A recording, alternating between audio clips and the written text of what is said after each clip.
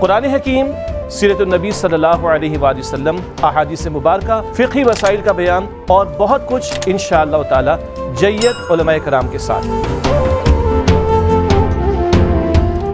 هذا بيان للناس وهدى وموعظة للمتقين۔ یہ قرآن لوگوں کے لیے واضح بیان ہے اور ہدایت ہے اور پرہیزگاروں کے لیے نصیحت ہے۔ بسم اللہ الرحمن الرحیم۔ سبحانک لا علم لنا الا ما علمتنا انک انت العلیم الحکیم۔ اللہم رب اشرح لی صدری ویسر لی امری واحلل عقدۃ من لسانی یفقہوا قولی۔ اللہم رب زدنی علما وعملا صالحا مقبولا۔ حضرات گرامی، قرآنی ہدایات کے ساتھ میں آپ کا میزبان لیاقت حسین اظہری حاضر ہوں۔ ہم نے سورہ فاتحہ کے مضامین پر، ابتدائی آیات طیبات پر گفتگو کی ہے۔ رب تبارک و تعالیٰ اس مبارک سورت کے اندر جہاں یہ اعلان فرما رہا ہے کہ وہ رب العالمین ہے، رحمان و رحیم ہے، روز جزا کا مالک ہے، اس کے بعد پھر بندہ گویا کہ اللہ کی بارگاہ کے اندر التجا کرتا ہے اور اللہ تبارک و تعالیٰ کی بارگاہ کے اندر اپنی بندگی کا اظہار کرتا ہے کہ ایاک نعبد و ایاک نستعین، اے خدایا ہم تیری ہی عبادت کرتے ہیں اور تجھی سے مدد چاہتے ہیں۔ عبادت کہتے ہیں غایت التعظیم کو، جس کے اندر خشوع ہو، خضوع ہو، تعظیم ہو، ادب ہو، احترام ہو۔ یہ نہ ہو کہ انسان کھڑا ہو اللہ کی بارگاہ کے اندر، آئے وہ مسجد کے اندر نماز پڑھنے کے لیے، آئے وہ عبادت کرنے کے لیے، لیکن اس کے من کے اندر وہی تکبر ہے، وہی غرور ہے، وہی فرعونیت بھری ہوئی ہے، اور وہ یہ سمجھ رہا ہے کہ نعوذ باللہ من ذالک میں احسان کر رہا ہوں، کچھ کرنے کے لیے آ رہا ہوں۔ نہیں، رب تبارک و تعالیٰ کا یہ کرم ہے کہ اللہ نے تجھے سجدہ ریزی کی توفیق عطا فرمائی۔ جب سر کو زمین پر رکھو اور سبحان ربی الاعلیٰ کہو تو تمہارا سر بھی جھکے، تمہارا جسم بھی جھکے، تمہارے دل کے اندر بھی اس کے اثرات، عاجزی، انکساری، اور وہ جو عبادت کا مقصود ہے غایت التعظیم، وہ تعظیم ہونی چاہیے۔ اے خدایا ہم تیری ہی عبادت کرتے ہیں۔ عبادت اللہ تبارک و تعالیٰ کے سوا کسی کی نہیں ہے۔ بندگی حضرات گرامی صرف اس خدائے وحدہ لا شریک کے لیے، اس کے سوا کسی کی بندگی نہیں ہے۔ فرمایا کہیں ایسا نہ ہو جائے کہ تم اس شخص کی طرح ہو جاؤ کہ جو اپنی نفسانی خواہشات کو اپنا الہ بنا بیٹھا۔ افرأیت من اتخذ الہہ ہواہ، تم نے دیکھا اس شخص کو جس نے نفسانی خواہشات کو اپنا الہ بنا لیا، نفسانی خواہشات کو اپنا خدا بنا لیا۔ اللہ اکبر، اللہ اکبر۔ بظاہر تو وہ یہ کہتا ہے کہ میں اللہ کو مانتا ہوں، اللہ کو مانتا ہوں، زبان سے اللہ کا نام لیتا ہے، لیکن اس کے من کے اندر جو اس کی خواہشات ہیں، جو اس کی چیزیں ہیں، فرمایا کہ ان کو خدا بنا بیٹھا ہوا ہے۔ فرمایا ان کو خدا نہ بنائے۔ جب رب کو رب کہے، مانے، تو رب کی بھی مانے، رب تبارک و تعالیٰ کے احکامات کے مطابق زندگی بسر کرے کہ ان الذین قالوا ربنا اللہ ثم استقاموا تتنزل علیہم الملائکہ۔ فرمایا وہ لوگ جو کہتے ہیں کہ اللہ ہمارا رب ہے، رب ہے اللہ ہمارا، ہم بھی کہتے ہیں، ہم سب کہتے ہیں، لیکن ہم صرف زبانوں سے کہتے ہیں، ہماری صرف زبانی جمع خرچ ہے کہ اللہ ہمارا رب ہے۔ ثم استقاموا تتنزل علیہم الملائکہ، ان کا حال یہ ہے کہ وہ رب کو رب بھی مانتے ہیں اور رب کی بھی مانتے ہیں، اس پر مستقیم ہیں۔ جب رب تبارک و تعالیٰ کہہ دی، قبر کے اندر بھی یہ سوال ہونا من ربک ما دینک، تو سب کو پتہ ہے کہ یہ سوال ہے، سب کو پتہ ہے یہ جواب ہے، تو کیا بات ہے وہاں زبانوں پر جواب نہیں آئیں گے؟ بھائی سب کو پتہ ہے من ربک اللہ ربی، یہ کہہ دے، یاد کر لیں صحیح طریقے سے۔ فرمایا یاد کرنے سے نہیں ہوگا، یہ برتنے سے ہوگا۔ جب رب تبارک و تعالیٰ کو عملی زندگی کے اندر رب مانیں گے، اس کو معبود مانیں گے، مستعان مانیں گے، اس کے احکامات کے مطابق زندگی بسر کریں گے، اس کی جو عطا کردہ حدود و قیود ہیں، ریسٹرکشن ہیں، بیریئرز ہیں، ان سے اپنے آپ کو بچا کے رکھیں گے۔ وَمَن يَتَعَدَّ حُدُودَ اللَّهِ فَقَدْ ظَلَمَ نَفْسَهُ، فرمایا تب جا کر بندگی ہوگی۔ اور سب سے بڑی بات یہ ہے، میں نے عبادت کے اندر سب سے پہلے جو تعریف کی ہے کہ غایت التعظیم، اللہ اکبر، وعباد الرحمن الذین یمشون علی الارض ہونا، فرمایا رحمان کے بندے تو وہ ہیں کہ ان کی چال کے اندر بھی عاجزی ہے، ان کی گفتگو کے اندر بھی عاجزی ہے، ان کی ہر چیز کے اندر عاجزی انکساری ہے۔ یہ نہ ہو کہ ہماری تسبیح چلتی رہے، زبان پر فقیر فقیر فقیر کا لفظ رہے اور من جو ہے اس کے اندر کچھ بھی اس کے اثرات نہ ہوں، رقت نہ ہو۔ عبادت کا تقاضا یہ ہے، بندگی کا تقاضا یہ ہے، رب تبارک و تعالیٰ کو ماننے کا تقاضا یہ ہے کہ اس کے اثرات ہمارے دل پر بھی آئیں۔ حضرت سلطان باؤ فرماتے ہیں تسبیح پھری تے دل نہ پھریا، کی لینا تسبیح پھڑ کے ہو، چلے کٹے تے کچھ نہ کھٹیا، کی لینا چلا وڑ کے ہو، علم پڑھیا تے ادب نہ سکھیا، کی لینا علمہ پڑھ کے ہو۔ فرمایا ان تمام چیزوں کے کچھ اثرات ہوتے ہیں، کچھ برکات ہوتے ہیں ان تسبیحات کے، ان سجدوں کے۔ زبان سے کہہ بھی دیا لا الہ تو کیا حاصل، دل و نگاہ نہیں مسلمان تو کچھ بھی نہیں۔ فرمایا کہ اگر تمہارے دل پر اس کے اثرات نہیں ہیں تو پھر کچھ بھی نہیں ہے۔ اللہ اکبر۔ فرمایا ایاک نعبد و ایاک نستعین، اے خدایا ہم تیری ہی عبادت کرتے ہیں اور تجھی سے مدد چاہتے ہیں، تو ہی ہمارا معبود ہے، تو ہی ہمارا خالق ہے، تو ہی ہمارا رب العالمین ہے، ہم اس بات کا اظہار کرتے ہیں۔ تو عبادت صرف رب تبارک و تعالیٰ کے لیے۔ شریعت محمدیہ کے اندر کسی کے لیے سجدہ نہیں ہے۔ اگر کسی نے سجدہ تعبدی کیا، عبادت کا سجدہ کیا، وہ شخص تو کافر ہو گیا۔ اور اگر کسی نے سجدہ تعظیمی کیا، عبادت کا تو نہیں کیا، تعظیماً سجدہ کیا، تو سن لیجئے گا قرآنی ہدایات کے اندر میرے سامنے قرآن کھلا ہوا ہے، ایاک نعبد و ایاک نستعین۔ شریعت محمدیہ کے اندر نہ سجدہ عبادت ہے، نہ سجدہ تعظیمی ہے۔ حضرت آدم علیہ السلام کو فرشتوں نے جو سجدہ کیا وہ سجدہ تعظیمی تھا۔ حضرت یوسف علیہ السلام کے برادران نے جو سجدہ کیا وہ سجدہ تعظیمی تھا۔ شریعت محمدیہ کے اندر آ کر سجدہ تعظیمی کی بھی حرمت ہو گئی۔ اب سجدہ کسی کے لیے نہیں ہے، طواف صرف خانہ کعبہ کا ہوگا، سجدہ صرف اللہ تبارک و تعالیٰ کی بارگاہ کا ہوگا، وہی سجدے کے لائق ہے۔ اعلیٰ حضرت امام اہل سنت سے کسی نے پوچھا کہ اگر کوئی شخص نہ سجدہ تعبدی کرتا ہے نہ سجدہ تعظیمی کرتا ہے، صرف کسی قبر کو، کسی بزرگ کی مزار کو تعظیماً ادباً چومتا ہے، بوسہ لیتا ہے، آپ نے فرمایا کہ ٹھیک ہے، اس کے اندر بڑی مقال ہے، بڑے قال ہے، لیکن احوط یہ ہے، یہ عوام الناس کا چکے قرآنی ہدایات ہے، عوام تک جاری ہے، ہماری بہنیں، ہمارے بھائی سب سن رہے ہیں، سن لیجئے گا۔ آپ نے فرمایا کہ احوط یہ ہے کہ قبر کا بوسہ بھی نہ لیا جائے۔ بوسے کو حرام نہیں قرار دیا، میں کو حرمت کا حکم نہیں دے رہا ہوں، ہاں یہ ہے کہ آپ دروازہ بند کر دیا نا، اس کا دروازہ ہی بند، سجدے کا ایک جو ہے بوسہ لے رہا ہوگا، دوسرا سر جھکا رہا ہو، نہیں، صرف خدا وحدہ لا شریک کی طرف جھکانا ہے۔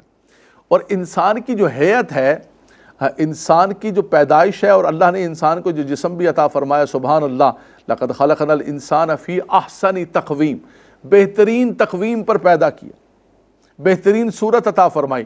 باقی جانور کھانا کھانے کے لیے اپنے منہ کو کھانے تک لے کے جاتے ہیں، فرمایا اے حضرت انسان، تو نے اپنے سر کو کھانے کے لیے نہیں جھکانا ہے، کھانا تو تیرے پاس آئے گا، تو نے سر، یہ جبین نیاز صرف اللہ کی بارگاہ میں جھکانی، بس۔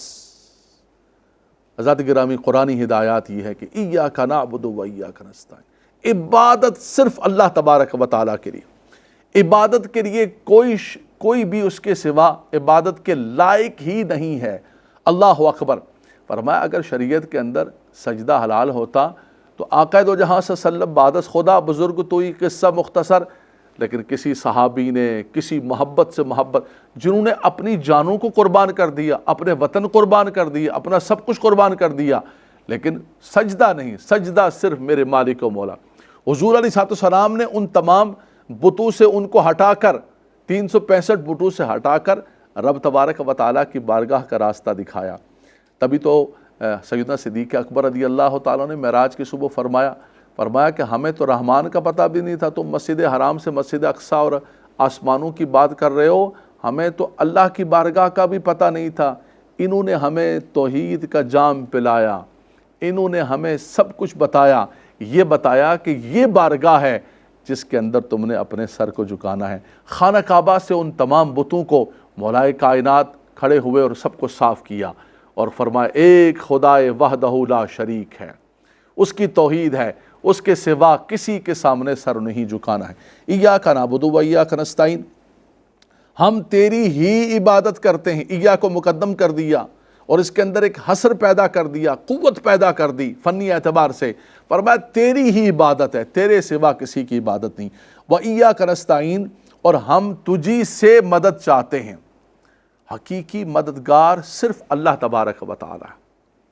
باقی جتنی بھی ہم مدد چاہتے ہیں، تعاونوا علی البر والتقوی ولا تعاونوا علی الاثم والعدوان، نیکی کے اندر ایک دوسرے کی مدد کرو، ایک دوسرے کے اندر تعاون کرو۔ ذوالقرنین نے بھی کہا تھا اعینونی، فرمایا کہ میری مدد کرو اور تم جو ہے یہ چیزیں جمع کرو، میں تمہارے درمیان اور جو ہے ان کے درمیان ایک صد بنا دوں گا۔ یہ ساری کی ساری مددیں، لیکن حقیقی جو مددگار ہے وہ اللہ تبارک و تعالیٰ کی ذات بابرکات ہے، وہی مدد کرنے والا ہے۔ ہم اسی کی عبادت کرتے ہیں۔ اے خدایا ہم تیری ہی عبادت کرتے ہیں اور ہم تجھ سے ہی مدد چاہتے ہیں، تیرے سوا کوئی بھی مددگار نہیں ہے۔ ہاں، جتنے بھی انبیاء کرام سے استغاثہ کیا جاتا ہے، آقا دو جہاں صلی اللہ علیہ وسلم کے وسیلے سے آدم علیہ السلام نے بھی جب عرش پر، ساق عرش پر اللہ کے نام کے ساتھ محمد الرسول اللہ دیکھا تو حضور علیہ السلام کے وسیلے سے دعا کی۔ تو یہ سب کے سب وسیلے ہو سکتے ہیں، حقیقی مددگار اللہ تبارک و تعالیٰ کی ذات بابرکات ہے۔ اور اللہ تبارک و تعالیٰ کی کرم سے، اللہ تبارک و تعالیٰ کی عطا سے انبیاء کرام بھی مدد کرتے ہیں، اولیاء کرام بھی مدد کرتے ہیں، اللہ تبارک و تعالیٰ کے نیک بندے بھی مدد کرتے ہیں، ہم بھی ایک دوسرے کی مدد کرتے ہیں، لیکن حقیقی مستعان اور حقیقی مددگار صرف وہ خدائے وحدہ لا شریک ہے۔ فرمایا کہ اسی کی بارگاہ سے جو ہے بندہ مومن اللہ تبارک و تعالیٰ کی بارگاہ سے مدد چاہتا رہے۔ میں نے ذکر کیا تھا حکیم لقمان کا، حکیم لقمان نے بھی کہا ما مکنی فیہ ربی خیر فاعینونی بقوت اجعل بینکم و بینہم ردما آتونی زبر الحدید۔ اللہ اکبر، رب تبارک و تعالیٰ نے مجھے بڑی قدرت عطا فرمائی ہے، بادشاہت عطا فرمائی ہے، لیکن تم میری مدد کرو، اعینونی، میری مدد کرو، اور میں کیا کروں گا تمہارے درمیان اور یہ یاجوج ماجوج کے درمیان ایک بڑا بنا دوں گا، صد بنا دوں گا اور ایک بڑی چٹان بنا دوں گا، اور اس کے بعد جو ہے وہ رب تبارک و تعالیٰ تمہیں ان سے بچا لے گا۔ تو ساری حاجات پوری کرنے والی ذات اللہ تعالیٰ کی ہے، شفا دینے والی ذات، وَإِذَا مَرِضْتُ فَهُوَ يَشْفِينِ، میں جو ہے وہ شفا دیتا ہوں، لیکن ہم ڈاکٹر کے پاس جاتے ہیں، ڈاکٹر ایک وسیلہ ہے، دوائی ایک وسیلہ ہے، کہتے ہیں کہ بارش ہو گئی، سبزہ ہو گیا، یہ بارش ایک وسیلہ ہے، حقیقی مددگار میرا مالک و مولا ہے۔ اسی طرح آقا دو جہاں صلی اللہ تعالیٰ علیہ وسلم کا وسیلہ، اسی طرح اولیاء کرام کا وسیلہ، اللہ اکبر اللہ اکبر۔ امام جزری فرماتے ہیں اسألک بنور وجہک الذی اشرقت لہ السماوات والارض بکل حق هو لک وبحق السائلین علیک، اے اللہ میں تجھ سے اس ذات کے وسیلے سے سوال کرتا ہوں کہ جس سے زمین و آسمان روشن ہو گئے، ان کے وسیلے سے میری مدد فرما۔ یہ حضرت امام جزری، حضرت ابو امامہ کی یہ حدیث پاک نقل کرتے ہیں اور حضور علیہ السلام کے وسیلے سے دعا کرنے کی بات کرتے ہیں۔ اسی طرح بخاری کے اندر حدیث پاک ہے کہ میرا بندہ جب میرا مقرب بن جاتا ہے اور میں اسے اپنا محبوب بنا لیتا ہوں تو فَكُنْتُ سَمَاهُ الَّذِي يَسْمَعُ بِهِ وَبَصَرَهُ الَّذِي يُبْصِرُ بِهِ، میں اپنے بندے کی سماعت بن جاتا ہوں، بصارت بن جاتا ہوں، ہاتھ پاؤں بن جاتا ہوں۔ لَإِن سَأَلَنِي لَأُعْطِيَنَّهُ وَلَئِنِ اسْتَعَاذَنِي لَأُعِيذَنَّهُ، میرا بندہ جو سوال کرتا ہے میں رد نہیں کرتا ہوں۔ تو دینے والی ذات کون ہے؟ سوال پورے کرنے والی ذات کون ہے؟ بات ہی ختم۔ دینے والی ذات اللہ تبارک و تعالیٰ کی ہے، وہی عطا کرتا ہے، وہی دیتا ہے، لیکن رب تبارک و تعالیٰ کے نیک بندے انبیاء کرام یہ رب تبارک و تعالیٰ کی بارگاہ کے اندر ایک وسیلہ ہے۔ میں سمجھتا ہوں کہ اگر قرآنی ہدایات کو ملوز خاطر رکھا جائے تو امت کے اندر یہ جو تفرقہ بازی ہے، امت کے اندر یہ جو تقسیم در تقسیم ہے، اور چاہتے ہی یہی ہیں، دشمنان اسلام چاہتے ہی یہ کہ امت تقسیم ہو جائے، اس کے اندر کوئی بھی جھگڑے اور فساد والی بات نہیں۔ یہ تب ہو سکتا ہے کہ قرآن کو ہم اپنا رہبر و رہنما بنائیں۔ وَاعْتَصِمُوا بِحَبْلِ اللَّهِ جَمِيعًا وَلَا تَفَرَّقُوا، اللہ کی رسی کو مضبوطی سے تھام لو۔ وہ کون سی اللہ کی رسی ہے؟ فرمایا حبل اللہ ای القرآن، یہی تو قرآنی ہدایات ہے، یہی تو اللہ تبارک و تعالیٰ کی رسی ہے۔ وہ کیا فرماتا ہے ایاک نعبد و ایاک نستعین، خدایا ہم تیری ہی عبادت کرتے ہیں اور تجھی سے مدد چاہتے ہیں۔ یہ مکمل ایک کمپلیٹ پیکج ہے، عبادت بھی اسی کی ہے اور مدد بھی ہم اسی سے چاہتے ہیں۔ تو بھئی یہ ساری کے ساری جتنی چیزیں حدیث طیبہ کے اندر آئی ہیں اور امت کا ایک معمول ہے، اللہ اکبر اللہ اکبر۔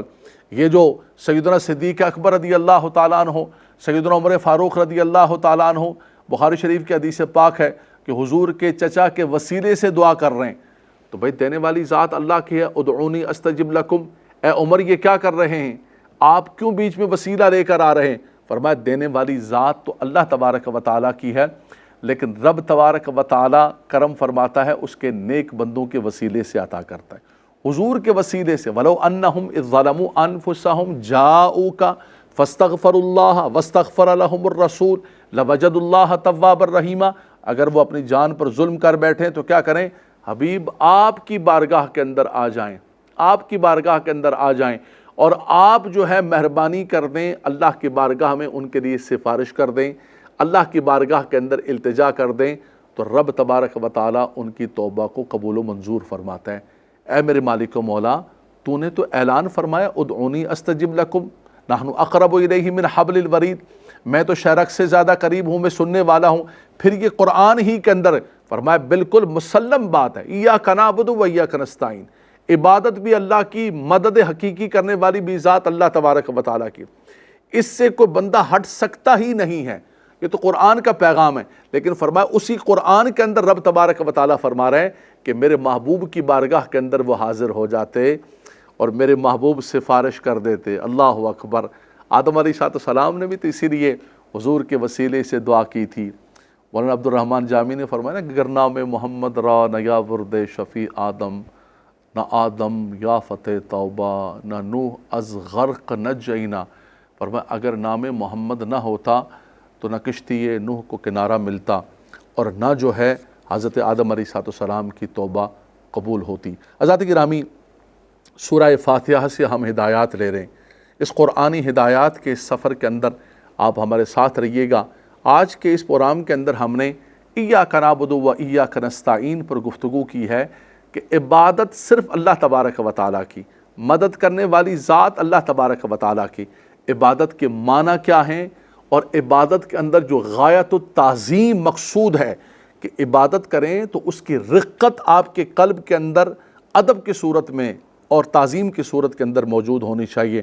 اور وَإِيَّاكَ نَسْتَعِينَ کی تمام ہم نے قرآنی بحث کی ہے، کوشش یہی کی ہے کہ تفسیر القرآن بالقرآن و تفسیر القرآن بالحدیث کہ تفسیر کے اندر اس قرآنی ہدایات کے اندر رب تعالیٰ کیا فرماتا ہے اور دوسری آیات کے اندر کیا فرماتا ہے اور اس کے حبیب کیا فرماتے ہیں۔ میرا مالک و مولا قرآن کے نور سے ہمارے دلوں کو منور فرمائے اور قرآنی ہدایات سے رب تبارک و تعالیٰ ہمیں اپنی زندگی بسر کرنے کی توفیق عطا فرمائے۔ وآخر دعوانا ان الحمد للہ رب العالمین۔